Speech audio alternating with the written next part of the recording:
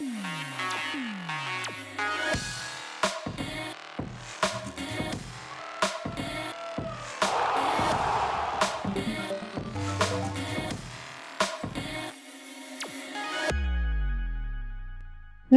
आई ग्रास्पर्स।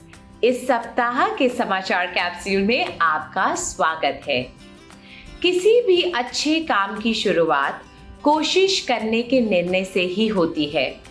तो चलिए नए तरीके से नए काम शुरू करने के लिए आगे बढ़ें।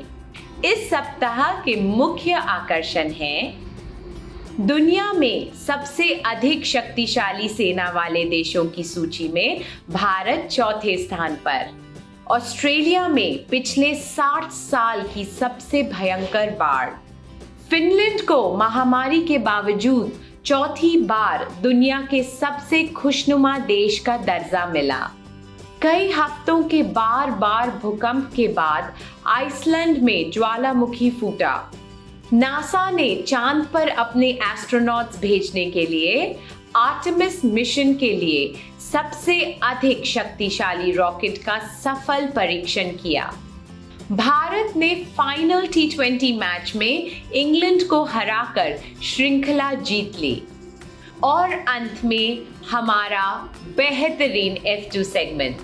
चलिए अब शुरुआत करते हैं राष्ट्रीय समाचारों से। एक डिफेंस वेबसाइट द्वारा दुनिया में सबसे अधिक शक्तिशाली सेना वाले देशों की सूची में भारत को चौथे स्थान पर रखा गया है। यह गणना कई तत्वों के आधार पर की गई थी, जैसे बजट, सेना में एक्टिव एंड इनएक्टिव कर्मचारी, कुल हवाई, समुद्री, स्थल और परमाणु संसाधन, औसत वेतन और औजारों का भार। सबसे अधिक सशक्त सेना वाला देश चीन है, दूसरे स्थान पर USA और तीसरे स्थान पर रूस आता है। सुरक्षा पर सबसे अधिक खर्च करने वाले देश USA, चीन और भारत है। ऑस्ट्रेलिया के कई भागों में बाढ़ और बारिश की स्थिति बनी हुई है, जिसमें कई घर, पशु और सड़कें बह गई हैं। यह पिछले 60 साल की सबसे खराब स्थिति है। इस संबंध में अच्छी बात यह है कि इसमें किसी भी मृत्यु की कोई खबर नहीं है, लेकिन 18,000 लोगों को वहां से निकाल लिया गया है। 15,000 और लोगों को जल्दी ही वहां से निकालने की उम्मीद है। सिडनी में वरगम्मा डैम का पानी ओवरफ्लो कर रहा है, जिससे हालात खतरनाक हो रहे हैं। पिछले साल ऑस्ट्रेलिया में पानी और सूखे का संकट था और डैम में पानी आधे से भी कम रह गया था। आप देख ही रहे हैं ग्रास्पर्स, जलवायु परिवर्तन एक रियल थ्रेट है। हमें इसका सामना करने के लिए प्राकृतिक चीजों को अपनाना चाहिए। फिनलैंड को लगातार चौथी बार दुनिया के सबसे खुशनुमा देश का दर्जा मिला है। हालांकि कोरोना महामारी ने पूरी दुनिया को हिलाकर रखा हुआ है। इस साल रिपोर्ट के लिए आंकड़े इकट्ठा करना एक बहुत ही कठिन कार्य था, लेकिन लोगों के उनकी सरकार और अन्य लोगों पर विश्वास को प्रमुख क्राइटेरिया माना गया। रिपोर्टर्स के अनुसार फिनलैंड का एक बार फिर पहले स्थान पर आने का आधार उनका यह विश्वास ही था। इस सूची में भारत की स्थिति बहुत ही खराब रही।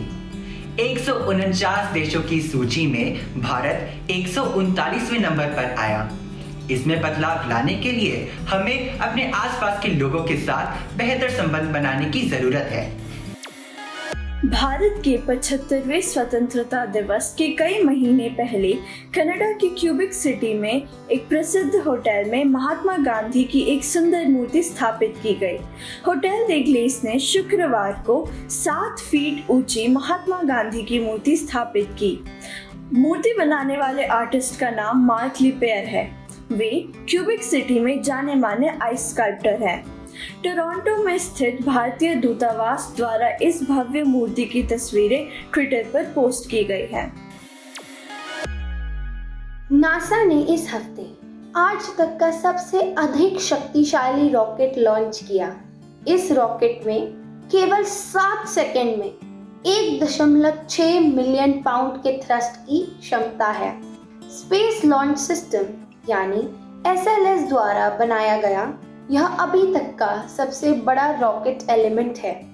यह आर्टेमिस 1 मिशन का सबसे बड़ा परीक्षण है जो चांद के आसपास एक मानव रहित टेस्ट फ्लाइट भेजेगा और वह वापस पृथ्वी पर आएगी ताकि भविष्य में मैन्ड स्पेस मिशंस की बेहतर तैयारी हो सके। मंगल की सतह रेगिस्तान की तरह सूखी हुई है, जिससे कि उसकी बर्फ पोलर रीजन्स में जमा नहीं हो सकती। मंगल का 99% पानी उसकी लाल चट्टानों में जमा हुआ है। दूसरे शब्दों में मंगल का अधिकांश पानी का हिस्सा उसकी ऊपरी सतह पर जमा हुआ है। वैज्ञानिकों का ये मानना है कि ये बात 3 बिलियन साल पहले की है, जब पृथ्वी पर जीवन समुद्र में सिंगल सेल माइक्रोब्स था। पहले वैज्ञानिक मानते थे कि मंगल पे पानी का ना होना वजह थी सोलर विंड्स और एटमॉस्फेरिक एक्टिविटीज, जिसकी वजह से मंगल का पानी स्पेस में कहीं चला गया। पर नासा के इस अध्ययन का अलग ही दावा है। आई ग्रास्पर्स, क्या आपको मालूम है कि कभी कभी रोना भी अच्छी बात है। हमारे टीयर ग्लैंड्स जो तरल पदार्थ बनाते हैं, असल में उनसे हमारी आंखें नम रहती हैं। साथ ही उनमें प्रोटीन और अन्य कंपाउंड्स भी होते हैं जो इन्फेक्शन से बचाते हैं। कुछ लोगों की आंखें ड्राई होती हैं और इसके लिए उन्हें दवाई भी लेनी पड़ती है। वैज्ञानिक अब लैब में टीयर ग्लैंड्स बनाने में सफल हो गए हैं। उन्हें इन ग्लैंड्स को रुलाने या उनमें से तरल निकालने में सफलता मिल गई है, जिसका मतलब यह हुआ कि निकट भविष्य में लोग टीयर ग्लैंड्स बदलवा सकते हैं। विज्ञान फैसिनेटिंग है ना, आई ग्रास्पर्स? आइसलैंड में कई हफ्तों के बार बार भूकंप के बाद वहाँ की राजधानी रेकाविक में ज्वालामुखी फूटा। लेकिन अच्छी बात यह है कि मौत या दुर्घटना का कोई समाचार नहीं है। यह एक छोटा इरप्शन था और विशेषज्ञों के अनुसार यह बिल्कुल हानिकारक नहीं था और ऐसा माना जा रहा है कि इससे ज्यादा नुकसान नहीं हुआ है। मौसम विभाग के कार्यालय के अनुसार इस इरप्शन के बाद वोल्केनिक एक्टिविटी धीमी हो गई है। यूरेशियन और नॉर्थ अमेरिकन टेक्टोनिक प्लेट्स के बीच में स्थित होने के कारण आइसलैंड वोल्केनिक इरप्शंस के लिए एक हॉटस्पॉट है। ये दोनों प्लेट्स विपरीत दिशा में घूमती है, जिससे भूकंप की स्थिति बन जाती है। हमेशा ये बात याद रखें आई ग्रास्पर्स कि प्रकृति जहाँ एक और लुभावनी है तो दूसरी तरफ बहुत डरावनी भी है। जब फिलीपींस के चित्रकार गिलबर्ट एंजेलिस को पता चला कि फिलीपींस द्वारा समुद्र में सबसे ज्यादा प्लास्टिक का कचरा डाला जा रहा है, तो उन्होंने इस कचरे का प्रयोग अपनी पेंटिंग में करने का निर्णय लिया। उन्होंने अपनी पेंटिंग में प्लास्टिक के छोटे छोटे टुकड़े, पुराने रंग और कंस्ट्रक्शन वुड के बचे हुए टुकड़ों का प्रयोग करना शुरू किया। 2019 से अब तक उन्होंने इस कचरे से 1 दर्जन से ज्यादा पेंटिंग बना ली है, ताकि वे ज्यादा कचरे के बारे में लोगों को जागरूक कर सके। जब से उन्होंने पर्यावरण के लिए ये अभियान शुरू किया है, ये चीजें वे अपने आस पड़ोस और अपनी जान पहचान के लोगों से डोनेशन के रूप में लेकर उनका प्रयोग करते हैं। भारत ने फाइनल T20 में 36 रन से इंग्लैंड को हरा दिया और 3-2 से यह श्रृंखला जीत ली।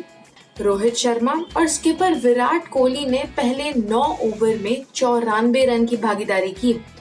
कोहली ने रोहित शर्मा के साथ बैटिंग की शुरुआत की और 80 रन बनाकर भारत का स्कोर 2 विकेट पर 224 तक पहुंचा दिया, जबकि इंग्लैंड कड़ी मेहनत के बावजूद 20 ओवर में 8 विकेट पर 188 रन ही बना पाया। इस जीत के साथ भारत ने इंग्लैंड से तीनों मैच जीत लिए हैं और अब केवल ODI ही बचे हैं। पंजाब के बादल गांव की कमलप्रीत कौर ने एक नया नेशनल रिकॉर्ड बनाया और ओलंपिक क्वालिफिकेशन मार्क से आगे निकलकर 65.06 मीटर की डिस्कस थ्रो की। उन्होंने ये अपनी पहली कोशिश में ही कर लिया और क्वालिफिकेशन मार्क से लगभग 1.5 मीटर आगे निकल गई। उनकी इस थ्रो से एक नया नेशनल रिकॉर्ड बना है और अब वे टोक्यो ओलंपिक्स में भारत को रिप्रेजेंट करेंगी। उन्हें हमारी हार्दिक शुभकामनाएं। हम उम्मीद करते हैं कि वह हमें गौरव दिलाएंगी। मैगी ग्राउट मेडागास्कर के आइलैंड में 3D प्रिंटेड स्कूल को वास्तविकता में बदलने की कोशिश कर रही है। पारंपरिक निर्माण की तुलना में 3D प्रिंटेड स्कूल को तैयार करने में कम से कम रिसोर्सेज की ज़रूरत होगी, साथ ही उसे बनाने में समय भी कम लगेगा। ग्राउट का यह भी दावा है कि जितने ज़्यादा स्कूल 3D होंगे वे उतने ही सस्ते पड़ेंगे। अर्थशास्त्र में इसे इकोनॉमिक्स ऑफ स्केल कहते हैं। इन गर्मियों में स्कूल बनना शुरू हो जाएगा और 2022 तक तैयार हो जाएगा। इस सप्ताह का मुहावरा है उंगली उठाना, जिसका मतलब है दोष निकालना। बात बात पर उंगली उठाना अच्छी बात नहीं है। आखिरकार ओसाका जापान के यूनिवर्सल स्टूडियो में सुपर निंटेंडो वर्ल्ड खुल गया। यह पार्ट पिछली गर्मियों में खोला जाना था, लेकिन महामारी के कारण यह नहीं हो पाया। AR हेडसेट्स का प्रयोग करते हुए racing around Mario Kart circuit शायद सबसे बढ़िया एक्टिविटी है। वहाँ बहुत सी एक्टिविटीज में Yoshi theme ride, power up band to collect keys, redeem coins, play mini games around the land और chewing on gaming based snacks के साथ साथ और भी बहुत कुछ है। अभी सुपर निंटेंडो वर्ल्ड केवल जापान में रहने वालों के लिए खुला है। फिर भी iGraspers, हमें उम्मीद है कि महामारी के समाप्त होने के बाद हम वहां जाएंगे। LA, ऑरलैंडो और सिंगापुर के यूनिवर्सल स्टूडियोज में 3 और सुपर निंटेंडो वर्ल्ड पार्क खुलने वाले हैं। बूझो तो जाने, ऐसा कौन सा दुकानदार है जो आपसे दाम भी ले लेता है और आपका माल भी रख लेता है? बूझो बूझो, जी वो है नाई। पहचानो कौन? बरॉक एरा के जर्मनी के संगीतकार ने अपने शुरू के सालों में चर्चेस के लिए संगीत बनाया। वे सबसे महान संगीतकार माने जाते हैं और उन्होंने मोज़ार्ट को भी प्रेरणा दी। उनकी जी माइनर सिम्फनी नंबर 6 18वीं सदी की सबसे बढ़िया रचना मानी जाती है। जी हाँ, आपने सही पहचाना, वे योहान सेबास्टियन बाख ही हैं। क्या आपको मालूम है कि उनका नाम संगीत के क्षेत्र में सबसे श्रेष्ठ 3B में आता है? अन्य 2 बीथोवन और बर्लियोस हैं। क्या आपको मालूम है कि बवंडर या चक्रवात हवा की तेजी से घूमने वाली ट्यूब होती है जो नीचे जमीन और ऊपर बादलों को छूती है? ये बवंडर भूमध्य रेखा के ऊपर और नीचे अलग अलग दिशाओं में घूमते हैं। Quiz time. इक्वेटर या भूमध्य रेखा के ऊपर और नीचे बवंडरों के घूमने की दिशा क्या होती है? अपने उत्तर contactus@igrasp.com पर लिख भेजिए। पिछले सप्ताह के क्विज के जवाब। बिल्लियों के समूह को क्लाउडर कहते हैं। भावी युवाओं के लिए भारत के प्रमुख समाचार कैप्सूल iGrasp द्वारा आयोजित साप्ताहिक क्विज में सफलतापूर्वक भाग लेने पर टैगोर इंटरनेशनल स्कूल की सहाना को हार्दिक अभिनंदन। आज के हमारे समाचार यहीं समाप्त होते हैं। हम चाहे जैसा भी महसूस कर रहे हों, हमें उठकर फिर से तैयार होकर आगे बढ़ते रहना चाहिए। कभी भी हिम्मत नहीं हारनी चाहिए। दोबारा मिलने तक खुशी से जिंदगी का मजा लूटते रहिए। अगले हफ्ते फिर मिलेंगे। नमस्ते।